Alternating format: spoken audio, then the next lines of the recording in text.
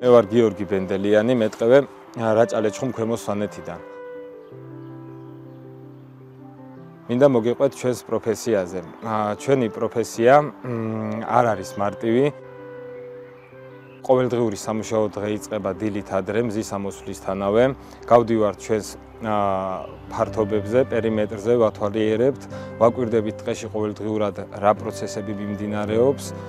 გვიწევს ცუდამინჩიც, ღამითაც მოძრაობა, ხშირად ნადირსაც შევხვედრივართ, მაგრამ ამასთანავე სასიამოვნოც არის, როდესაც ემსახურები იმ ძვირფას ტყეს, რაც ჩვენს ქვეყანას გააჩნია.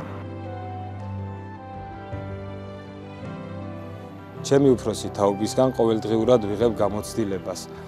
სხვადასხვა მიმართულებებით გვიწევს ყოველდღე მუშაობა და საინტერესოს ხდის ეს ჩვენს საქმიანობას.